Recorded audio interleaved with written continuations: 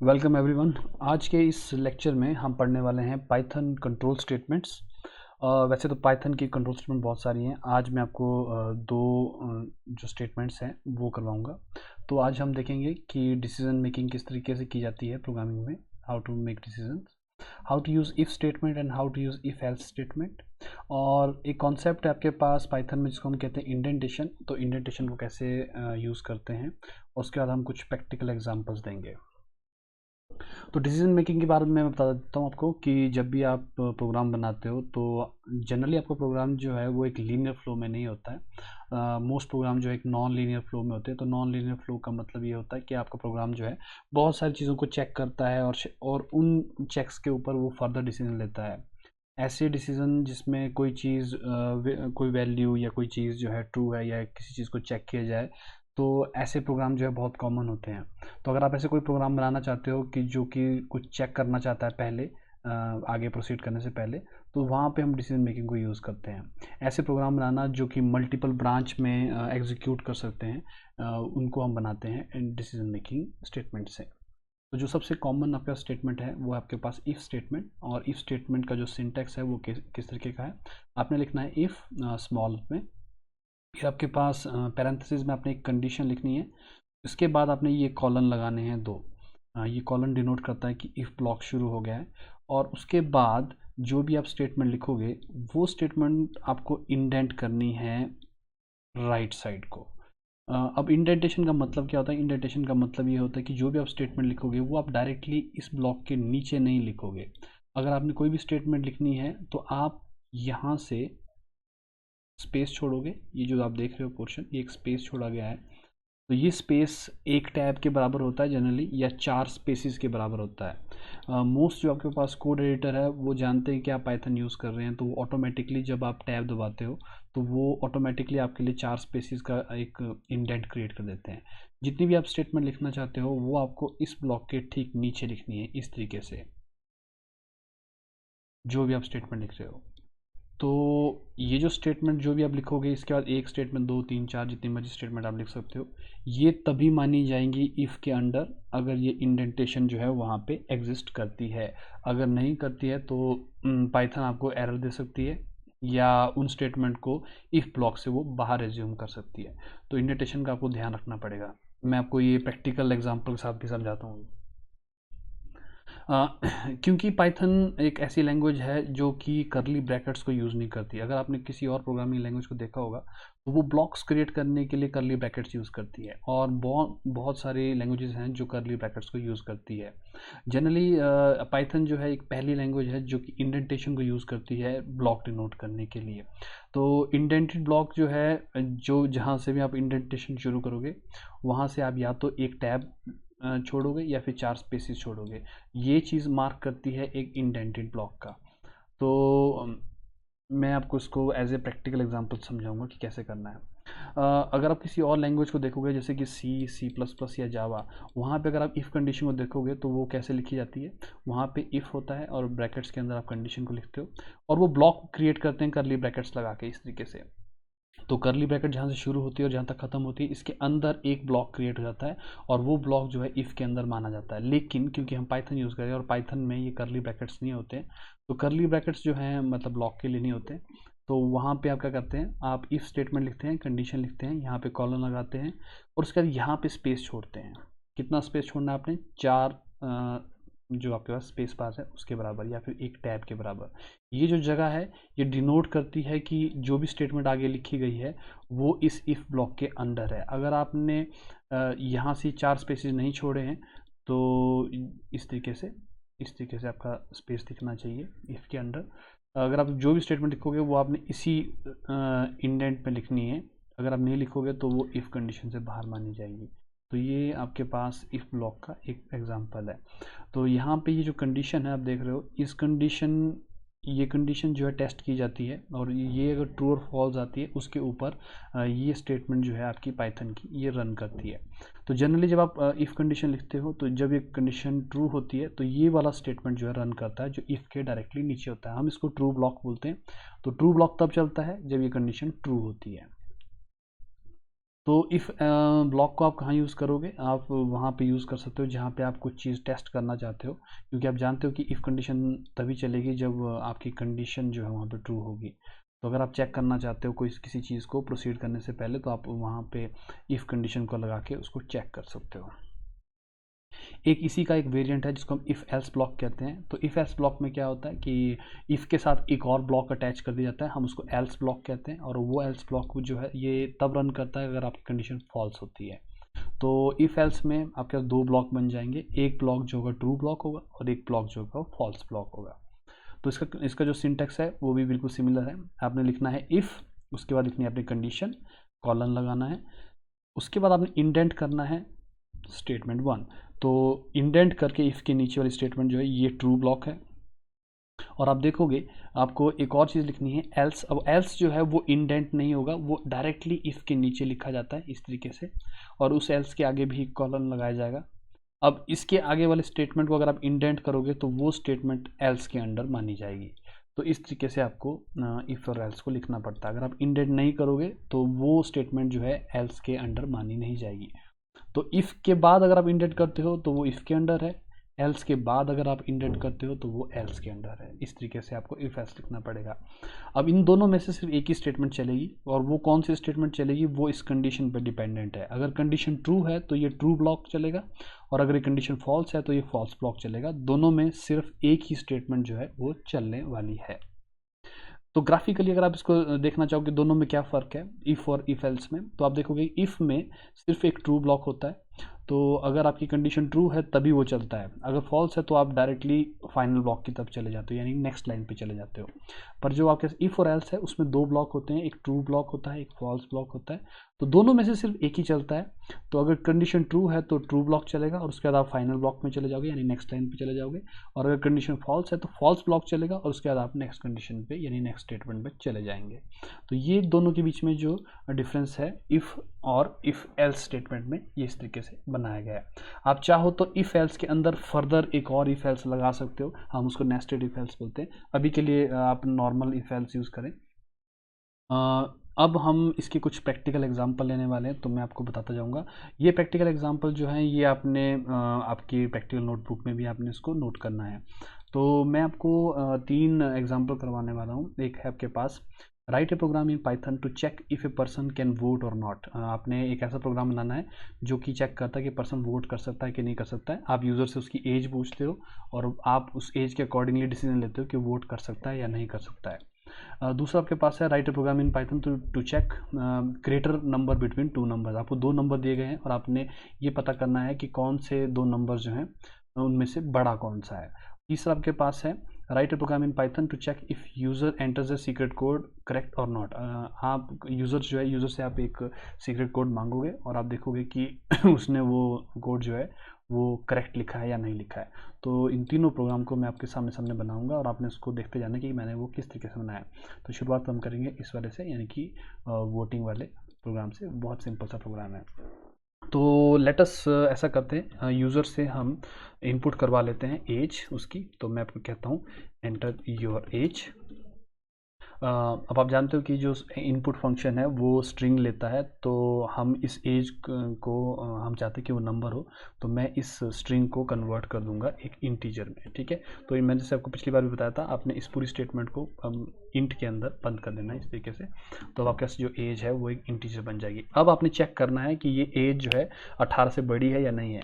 तो अगर 18 से बड़ी है तो वो वोट कर सकता है, अदरवाइज वो नहीं कर सकता है। तो मैं लिखता हूँ if age is greater than और equal to 18।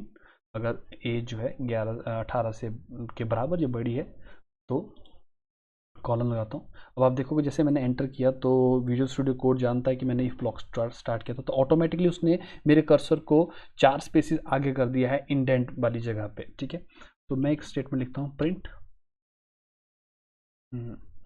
You can vote. तो ये एक एग्जांपल बन गया। मैं अभी एल्स ब्लॉक नहीं लिखूंगा। तो आप देख रहे हो ये जो पोर्शन आपको दिख रहा है, ये जो गैप आपको दिख रहा है 4 डॉट्स के अंदर दिख रही है, ये 4 स्पेसिस हैं। तो ये 4 स्पेसिस डिनोट करते हैं कि ये जो स्टेटमेंट है मैंने लिखी हुई ये किसके अंडर है, ये अंडर है इफ ब्लॉक के। ठीक है, अगर मैं ये 4 स्पेसिस यहाँ से हटा दूँ तो ये स्टेटमेंट प्रिंट से बाहर हो जाएगी ऑटोमेटिकली। तो मैं इसको रन करके दिखाता हूँ अभी आपको। तो ये आ रहा है एंटर योर एज, मैं एंटर करता हूँ 20, तो यू कैन वोट। ये तभी चलेगा जब मेरी एज जो है ग्रेटर देन 18 होगी। अगर मैं कोई एज छोटी डाल देता हूँ, जैसे 2 डाल देता हूँ, तो ये वाली स्टेटमेंट नहीं रन करेगी। तो इफ़ ब्लॉक तभी चलता है जब आपकी स्टेटमेंट जो है वो ट्रू होती है।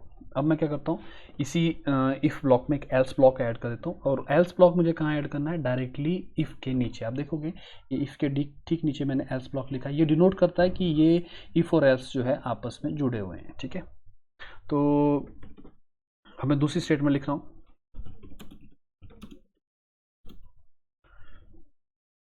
तो अब मेरे पास 2 स्टेटमेंट्स हो गई हैं। अब आप देख सकते हो यहाँ पे मेरे पास 2 स्टेटमेंट में पहली स्टेटमेंट है if age is greater than 18, अगर एज जो है 18 से बड़ी है तो प्रिंट होगा you can vote, otherwise print होगा यू कैन नॉट वोट। तो अगर आपने 18 से ऊपर वाली एज डाली तो vote you can vote, otherwise you can not vote. तो रन करते हैं, 20 डालेंगे यू कैन वोट, दोबारा रन करता हूँ, 2 डालूंगा यू कैन नॉट वोट। तो आप देख सकते हो कि दोनों में से सिर्फ एक ही स्टेटमेंट जो है वो रन कर रही है। तो ये आपके पास एक छोटा सा प्रोग्राम बन जाएगा जो मैंने आपको बताया फर्स्ट प्रोग्राम, कि अगर आपने देखना है कि पर्सन वोट कर सकता है कि नहीं कर सकता है, एक बहुत ही सिंपल सा प्रोग्राम इस तरीके से आप बना सकते हो। वीडियो को पॉज करके आप इसको नोट कर सकते हो। सेकंड प्रोग्राम आपके पास है। सेकंड प्रोग्राम है कि आपको 2 नंबर दिए गए हैं और आपने 2 नंबर्स में देखना कि बड़ा कौन सा है। तो चलो दोबारा से मैं इसको हटा देता हूँ यहाँ से, लेटस हटाने की जरूरत भी नहीं है। तो मैं लिखता हूँ एंटर फर्स्ट नंबर इस तरीके से, और एक और स्टेटमेंट बना देता हूँ वैसे ही, एंटर सेकेंड नंबर। तो अब आप देखोगे कि मैं यूज़र से 2 नंबर मांग रहा हूँ। एक नंबर को मैं स्टोर करूँगा एक्स वेरिएबल में, ये एक्स वेरिएबल है, दूसरा को स्टोर करूँगा वाई में। अब मुझे कंपेयर करना है कि कौन सा नंबर बड़ा है और कौन सा छोटा है, ठीक है। तो बहुत सिंपल सा कंपैरिजन है, आप दोनों वेरिएबल को आपस में कंपेयर कर सकते हो। If x is greater than equal to y, तो आप लिख सकते हो x इज़ ग्रेटर या फर्स्ट नंबर इज़ ग्रेटर, इस तरीके से। और अगर ऐसा नहीं है तो आप लिख सकते हो सेकेंड नंबर इज़ ग्रेटर। तो बिल्कुल उसी तरीके से जैसे हमने प्रोग्राम बनाया था। तो यहाँ पे आप देखोगे, यहाँ पे हम कंपैरिजन किसका कर रहे हैं, एक्स और वाई का।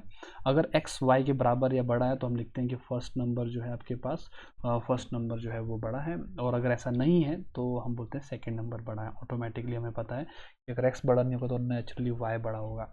तो अगर मैं इसको रन करवाऊँ प्रोग्राम को, तो फर्स्ट नंबर जैसे मैं लिखता हूँ 23, दूसरा नंबर 32, तो सेकेंड नंबर इज़ ग्रेटर, क्योंकि जब आप कंपैरिजन करोगे एक्स और वाई का तो ऊपर वाली स्टेटमेंट जो है फॉल्स हो जाएगी, और जैसे ही फॉल्स हो जाएगी स्टेटमेंट तो एल्स वाला ब्लॉक चलेगा। दोबारा से रन करके देखता हूँ, first number is 99, second number is 9, तो फर्स्ट नंबर इज़ ग्रेटर, क्योंकि इस केस में जब आप एक्स और वाई को कंपेयर करेंगे तो ऊपर वाली स्टेटमेंट हो जाएगी ट्रू, और ट्रू वाला ब्लॉक जो है वो रन करेगा। तो एक बहुत ही छोटा सा प्रोग्राम जो कि 2 नंबर को आपस में कंपेयर करता है। वीडियो को पॉज करके आप इसको नोट कर सकते हैं।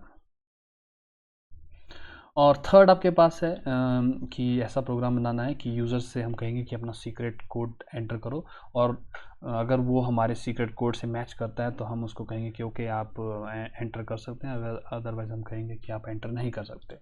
तो ये भी बिल्कुल वैसे ही उसी तर्ज पे बनेगा इफ़ और एल्स ब्लॉक में। फ़र्क सिर्फ इतना है कि यहाँ पे मैं जो इनपुट है उसको मैं नंबर्स नहीं ले रहा हूँ, बल्कि मैं एक स्ट्रिंग ले रहा हूँ। तो क्योंकि यूज़र जब अपना कोड एंटर करेगा वो एक मैसेज जैसा टाइप का होगा। तो लेट अस इस वेरिएबल का नाम मैं कोड रख देता हूँ कि एंटर सीक्रेट कोड। तो यूज़र को मैसेज आएगा एंटर सीक्रेट कोड, और वो यूज़र जो भी वैल्यू भरेगा वो चली जाएगी कोड में। अब हम क्या कर सकते हैं, अब हम इस कोड को कंपेयर कर सकते हैं। तो मैं लिखता हूँ कि अगर कोड जो है वो इंडिया के बराबर है तो you have entered right code. आप इसको अपने हिसाब से थोड़ा सा इंटरेस्टिंग बना के लिख सकते हो, ठीक है, रॉन्ग कोड। तो आप देखोगे मैंने 3 आपको प्रोग्राम बनाए, तीनों में क्या फ़र्क था। पहले 2 में हम नंबर्स के साथ वर्क कर रहे थे, यहाँ पे हम स्ट्रिंग के साथ वर्क कर रहे हैं। तो आप देखोगे जब मैंने स्ट्रिंग को कंपेयर करने की कोशिश की है तो यहाँ पे मैंने इक्वल टू ऑपरेटर लगाया है, तो 2 बार इक्वल टू लिखना पड़ता है। अब जैसे ये आपका इंडिया है, मुझे इंडिया बिल्कुल एग्जैक्टली ऐसे लिखना पड़ेगा कैपिटल आई के साथ। तो लेट अस रन दिस, मैं रन करके बताता हूँ आपको। तो अगर मैं लिखता हूँ इंडिया स्मॉल में लिखता हूँ तो है ना रॉन्ग कोड आ जाएगा, लेकिन अगर मैं वैसे लिखता हूँ कैपिटल के साथ तो you have enter right code. तो इस तरीके से आप ना सिर्फ नंबर्स को कंपेयर कर सकते हो और इफ एल्स में यूज़ कर सकते हो, बल्कि आप स्ट्रिंग्स को भी इसमें यूज़ कर सकते हो। तो ये जैसे एग्जांपल था, ये स्ट्रिंग वाला एग्जांपल था। अगर आप सोच रहे हो कि मैंने यहाँ से इंट क्यों हटा दिया, तो वो इसलिए हटा दिया क्योंकि मैं नहीं चाहता था कि जो मैं एंटर करूँ उसका इंटीजर बनाया जाए। ओके, अब मैं थोड़े से आपको एग्जांपल बताता हूँ जहाँ पे आप इंडेंटेशन नहीं करते हो तो क्या होता है। जैसे फॉर एग्जांपल मैं स्प्रिंट वाले ब्लॉक का ये जो इंडेंटेशन है यहाँ पे मैं इसको हटा देता हूँ इस तरीके से। अब आप देखोगे कि मैंने लिखा तो है, लेकिन अब प्रॉब्लम ये है कि अब वहाँ पे इंडेंटेशन एग्जिस्ट करती नहीं है। तो लेट अस सी कि आपका जो पाइथन है वो आपको क्या बोलता है। तो आप देखोगे कि जैसे मैंने इसको कंपाइल करने की कोशिश की, सॉरी इंटरप्रेट करने की कोशिश की, तो इसने आपको कहा इंडेंटेशन एरर। तो बेसिकली ये आपको बता देता है कि आपने जहाँ पे लाइन नंबर 5 में बता रहा है प्रिंट स्टेटमेंट में जो आपने लिखा हुआ है वो आपने गलत इंटेंट किया हुआ है। तो अगर मैं इसको इंडेंट कर दूं तो ये आपका स्टेटमेंट जो है वो चल पड़ेगी। अब मैं एक स्टेटमेंट और लिखने वाला हूँ।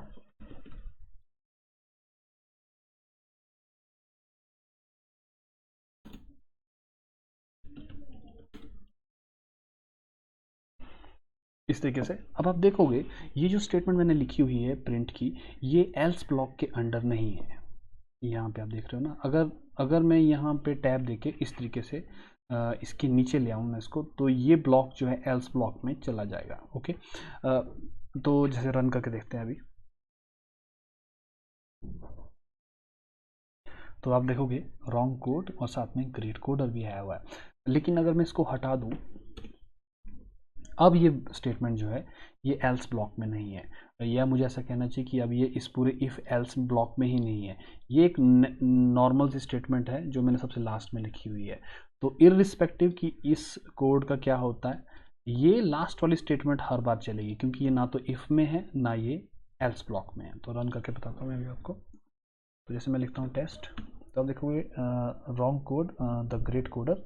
और अगर मैं राइट कोड लिखता हूँ तो you enter code right code and मैंने सेव नहीं किया, sorry, let us save this India. तो ये जो स्टेटमेंट आप लास्ट में देख रहे हो द ग्रेट कोडर, ये इररिस्पेक्टिव कि आपने क्या वैल्यू भरी थी ये फिर भी रन करेगी। क्यों? क्योंकि ना तो ये इफ़ ब्लॉक में है ना ये एल्स ब्लॉक में। तो ये आपको बिल्कुल ध्यान में रखना पड़ता है कि जो आप स्टेटमेंट लिख रहे हो उसको आपने प्रॉपरली इंडेंट किया है या नहीं किया है। अगर आप उसको इंडेंट करोगे तो वो उस ब्लॉक में मानी जाएगी, और अगर आप इंडेंट नहीं करोगे तो वो उस ब्लॉक से बाहर मानी जाएगी। तो आपको बस ये ध्यान रखना है कि पाइथन किस तरीके से इस तरह की इंडेंटेशन को यूटिलाइज करती है। शुरू शुरू में थोड़ा सा मुश्किल हो सकता है, इसीलिए मैं रिकमेंड करूँगा आपको कि आपने ऐसा कोड इन्वायरमेंट यूज़ करना है जो आपकी हेल्प करे इंडेंटेशन में। इसीलिए मैं आपको रिकमेंड करूँगा कि आप विजुअल स्टूडियो कोड यूज़ करो। अगर आप विंडोज़ पे यूज़ कर रहे हो तो विंडोज़ पे भी कर सकते हो और लिनक्स पे भी कर सकते हो, क्योंकि मैं मानता हूँ कि विजुअल स्टूडियो कोड जो एक बहुत अच्छा आपका कोड एडिटर है। अगर आपको इससे रिलेटेड कोई भी प्रॉब्लम्स हो तो काइंडली कमेंट में मुझे लिखते हैं, मैं आपको बता दूंगा।